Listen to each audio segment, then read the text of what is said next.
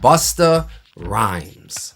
One of the most eclectic, energetic, unique, one-of-one MCs that the hip-hop game has ever seen. J. Cole. Member of the Big Three, maybe numero uno depending on who you ask, but without a doubt, he'll go down in history as one of the greatest MCs that we've ever seen. But what do these two MCs have in common? Well, that's exactly what we're about to talk about in today's video. In 2006, Busta Rhymes dropped off his 7th studio album, the Dr. Dre produced Big Bang. And on this album, sitting at the very last track, is a song called The Legend of the Fall-Offs. And on this track, Bus details a story of an up-and-coming rapper rising up through the ranks of fame, but ultimately, inevitably, having to deal with his fall-off. Now, if the words fall off ring bells, well, that's because Jermaine Cole has been talking about what he's calling his final studio album, The Fall Off, for what seems like 4 or 5 years now. So in today's video, I want to go through the lyrics of the Busta Rhymes track and see what potential parallels we can draw from that track and what we think is going to wind up on the J. Cole album. Sound cool? Let's get it. So essentially it starts out very cinematically. You hear a grave getting dug, which, side note, I can't find the interview anywhere, but it's burned into my mind. I know it exists. Bus was talking about this album and this song specifically. It might have been TRL or 106 in Park, one of those. And he was talking about Dre making him get actual dirt and a shovel so he could get, the sound, as cinematic as possible, as close to the real thing as possible. So he didn't just go to, soundeffects.com and dig up dirt shoveling or whatever. They brought some dirt and a shovel into the studio and recorded it. And that's what you get on this track. But it starts out the Grim Reaper talking, saying, yeah, I know a lot of you dudes don't plan on the day that you'd have to see me. You see, I'm that dude that you should really be afraid of. I dig graves for dudes like you. We gonna get more acquainted at a time when you least expect it. So just kind of tying into the narrative of your fall off, you don't predict your fall off. You know what I mean? The fall off kind of comes out of nowhere when you least expect it. Proceeds to the hook, which is a great hook, haunting, love it. Do you ever think what life would be, where you will go after you die? And then it repeats, basically just talking about the career, like fill in the word, your career. Do you ever think what your career would be, where your career will go after your career dies? So not speaking in a literal sense, but more of a metaphorical sense. Bus starts off the verse by saying, when that time comes and nobody is checking and everything you had is gone in the split of a second, that's when it starts hitting the fan and it gets real in this bitch. Just face the fact that shit's a wrap and you got to deal with this shit. It's here. The inevitable fall off is here. How are you going to handle it as a man, basically? Despite I talk about it, I ain't making fun of them dudes. I give thanks because I've been blessed that I ain't one of them dudes. So Bust is just grateful. You know what I mean? Because we've seen it time and time again. The older generation gets older and all they do is clown the younger generation because they're popping now. And, these people that used to be popping, they're not for whatever reason. A lot of it is they refuse to evolve. They refuse to get with the times and they essentially become a dinosaur. Can't imagine how difficult it is. I know you suspect that shit around you is looking dumb. It's getting harder to accept it. So again, just how are you going to handle the fall off? There's a way to fall off graciously, and we'll talk about that towards the end. I really don't like using the word fall off. I prefer post prime as opposed to fall off. But let's face it, there are dudes out here, there are rappers out here that have straight up just fallen off. Alone in the mirror, you look at yourself and you smile. disregarding the fact that your run's been done for a while. So this is sounding like denial, basically. Like they can't accept the fact that it's here. The fall off is here. Refuse to acknowledge the truth like the mind of a child. Continue fronting like it's new while you live in denial. Just like I said. While all your people around you start to leave in the same place, you overexert the little you have left to save face.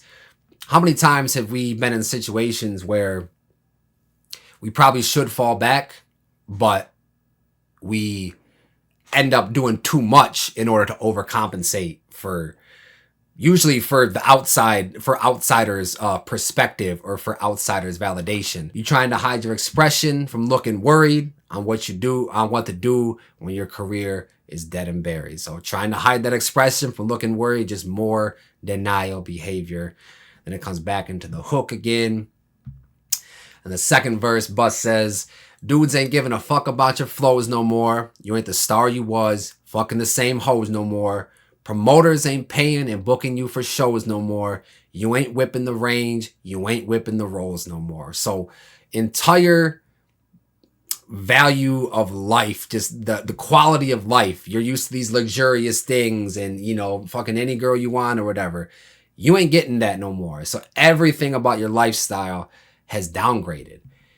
This stanza, whatever you want to call it, these bars really remind me of 1985 with J. Cole when he's preaching to Lil Pump and some of the other people of the younger generation, talking about, the fans look at your show is looking light because they don't show up, which unfortunately that means the money slows up. Like, if we're talking about connections between this and the fall off, we kind of already seen what I think Cole's going to be talking a lot more of that 1985 talk on the fall off. And, if you want to draw parallels to that and this, I definitely think it's there.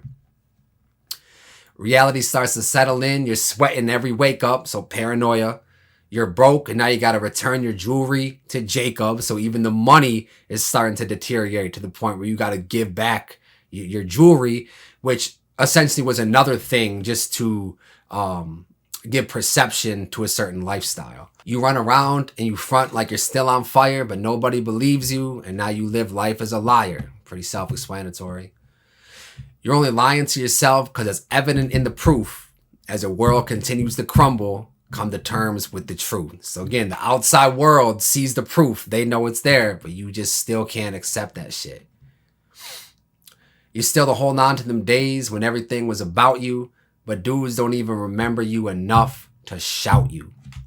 We see all the time people accepting awards and they show love to the people who paved the way before them, all the time. But in the story Bus is talking about, whoever he's talking about has gotten to the point where they've faded away so much, or they've diminished their legacy themselves so much to the point where people don't even want to shout them out anymore.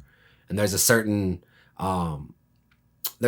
Chicago rapper whose name I won't say, who fits that bill perfectly. I remember when you did your thing without a doubt tastefully. The problem was you didn't know when to bow out gracefully. As I said in a couple minutes ago, there is a way to treat your fall off or your post prime and to do it in a way that maintains legacy and people still look at you in a bright light. You know what I mean? Like he said, bow out gracefully. But as I said, there are a lot of rappers who just straight fall off, or their legacy, there's a couple things that they do, controversies, whatever the case may be. And like I said, that Chicago rapper fits the bill perfectly. He ain't bowing out gracefully. He's going out on a ball of flame. You know what I mean?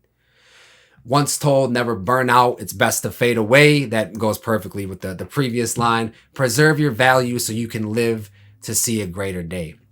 We see artists all the time that are, you consider past their prime, or they've fallen off or whatever. You see them pop up on a guest verse or something. Oh shit, bro just went, that's crazy. Clips just got back together. You could have made the argument that No Malice fell off when he stopped making music with the Clips, but you hear him on that Ace Trumpets joint, he preserved his value so that he can live to see a greater day, and that his name still means something when you see his name pop up on a feature, or you hear a new album's coming out or something like that. You doing shit to front to prove to people you mean something. It happens in the vicious when the truth starts to settle in. You step to the door of the club and see that you not getting in. There's a Chris Brown joke there somewhere.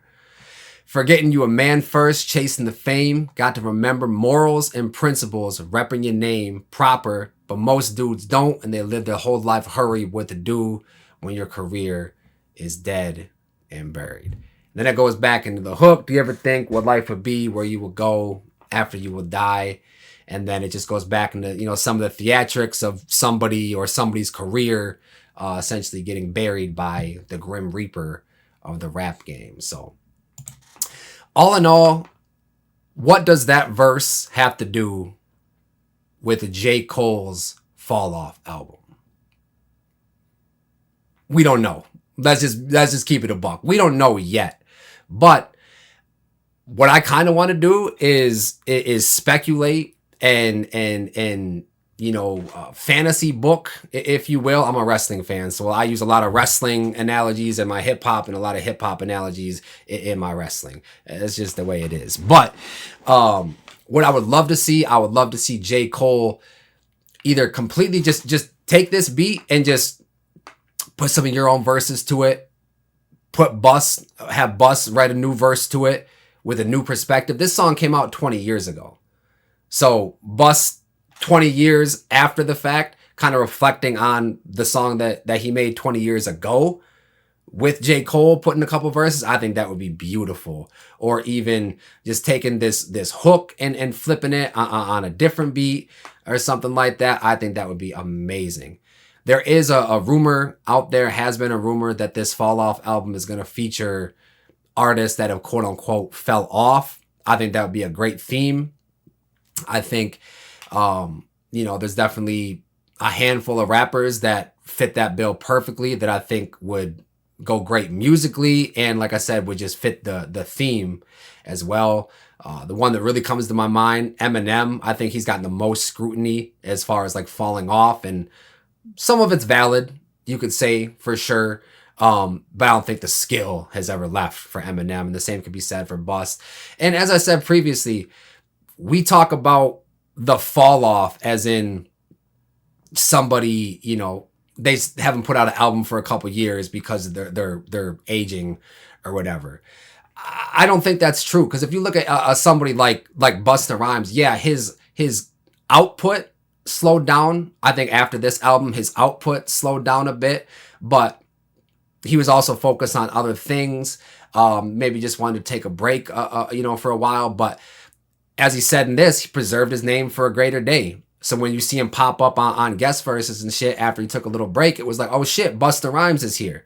We know what we're going to get with Bust, because the output might have slowed down, but the quality never did. He probably had his career highlight post prime with the Look at Me Now verse. And that's honestly how I think a lot of, you know, the younger generation is going to know Busta Rhymes. And, you know, you might roll your eyes at that, but regardless, at least the newer generation knows who Busta Rhymes is. So, I think the word fall off is harsh.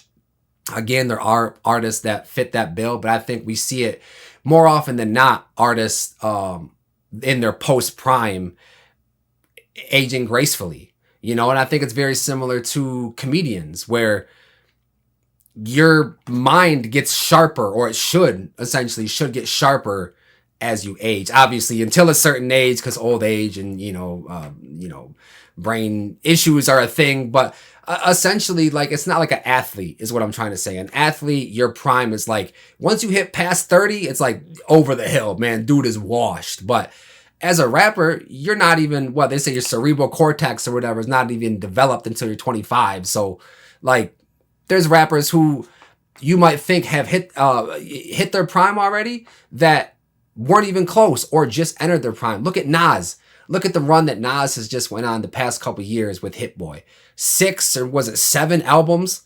The Magic series, and then the King's Disease series. Like, you would have thought Nas's career prime was Illmatic, or, you know, insert your favorite Nas album here. But I would say that his prime came later in his career on the run he had with Hit Boy. You know, and again, his output might have slowed for a couple years, but the quality never diminished. Whenever he popped up on a guest verse, you knew what you were going to get. When you saw him pop up with Hit Boy, after that first album, you knew exactly what you were going to get. And, you know, you could even make the argument that Nas has gotten better with time as well. So, not really sure how to end this video. I think I got out everything that I wanted to say. If you like this type of video, let me know down in the comments. It was a video that I've been meaning to make for a while now. And if you're watching this, I plan to put it out on the anniversary. It would be the 19-year anniversary of the Big Bang. If you're seeing this, hopefully it came out on that exact date. If not, y'all probably won't even know. That's all I got for this video today. If you want to stick around on the channel, there's another video popping up right here. And as always, if it's not too dope, then it's probably mids.